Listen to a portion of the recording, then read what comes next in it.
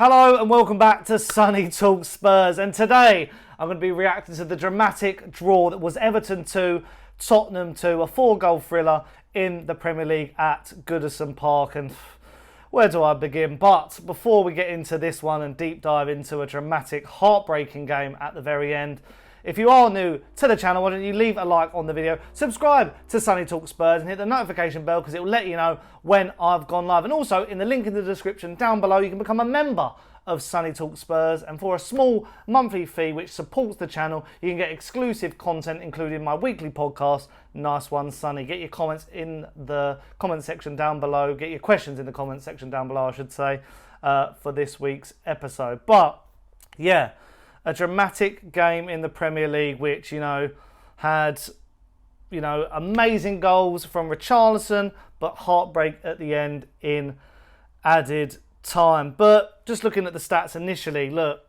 possession, we edged it again, 57 to 43%, but shots, Everton had 14 shots in total and 5 on target. We had 9 and 6, but the story of the game and the title, biggest weaknesses. There's two glaringly obvious weaknesses at the moment with this football team, but I'll be getting onto that in due course because, we started the game really well. And I'll be honest, going away to Everton is a tricky task. I know they're in the bottom three, but they have been dealt a minus 10 points deduction for FFP breaches. So they should be at least mid-table. And they are a tricky side. They play very rugged football. The Sean Dyche way, I thought they actually handled themselves quite well in the fixture.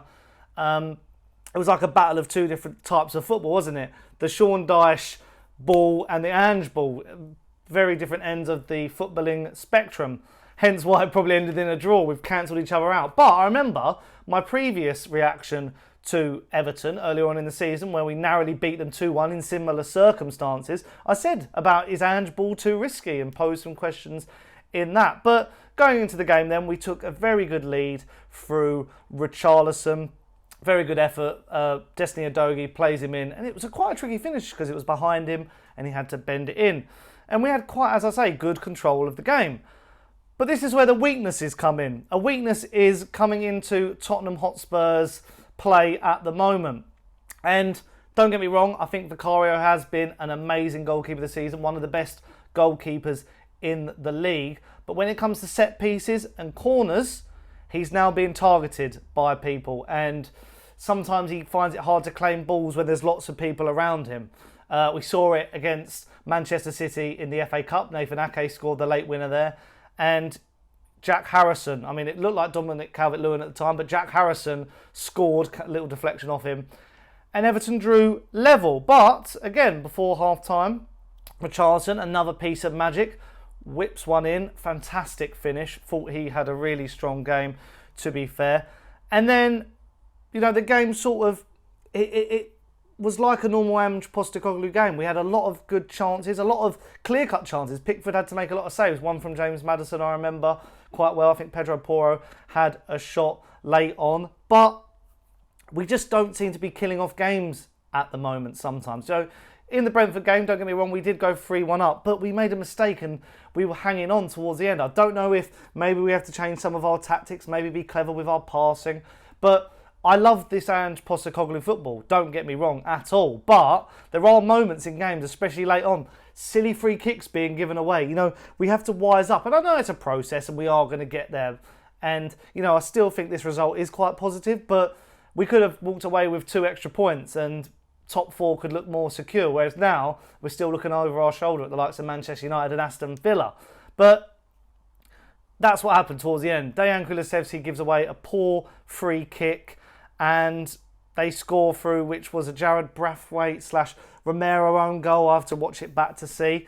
And Everton secure a point, and then they could have scored at the end to, take all 3 points. So there are moments where I'm thinking there's certain parts, like Hojbjerg comes in again. I'm not sure if he's working. I feel like he'll just be moved on in the summer. Too slow, too sluggish for the midfield. Bentancur has been quite strange the last 2 games as well. I'm not sure what's going on there. And without, say, Mickey van der Ven with some defensive heroics, I feel like, there are moments where we could get caught out, but luckily the pace of at least 3 of the 4 defenders, I think Romero lacks a bit of pace in certain moments. He sort of gets us out of jail in that regard.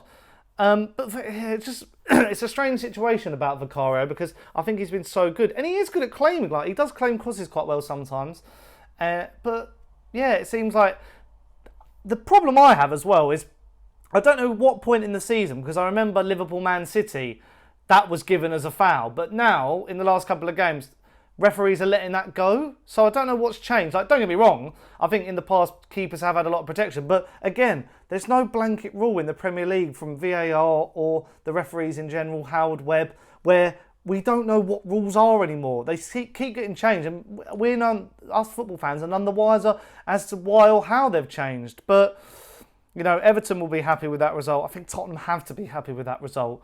You know, I think it sort of had draw written all over it in the end. Just, we need to just kill off games more. And, you know, Richarlison had a good chance to make his hat-trick. And, you know, it does scream a bit of Ozzy Ardiles football if you're old enough to remember. Like, a lot of games won narrowly.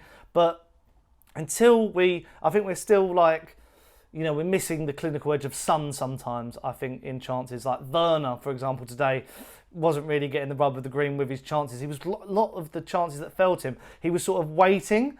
Sometimes you've got to get in front of a man and, you know, try and curl an effort in. But yeah, very, very frustrating. It's just annoying because it feels like, you know, the Wolves game again. You know, Tottenham go 1-0 up, points escaping us. Just, I feel like there's a few things, you know, obviously us Tottenham fans have been very positive about Ange Postecoglou's impact to the team, but you can tell we're not the finished product yet. There's still pieces of the jigsaw puzzle to be found, like killing games off, certain in-game management. I'm sure Ange Postecoglou, you know, I'm not blaming his tactics at all, but he wouldn't be happy that Dejan Kulusevski has given a foul away in an area where, you know, we all know Sean Dyche, and, you know, from his Burnley teams, his Everton team now, they love set pieces. You've got James Tarkowski, you've got Dominic Calvert-Lewin, aerial threats. They love that pinball football where it falls to them and they can just put it away. So, yeah, I feel like people have found our weakness and they are going to exploit it more if we don't get on the training pitch and really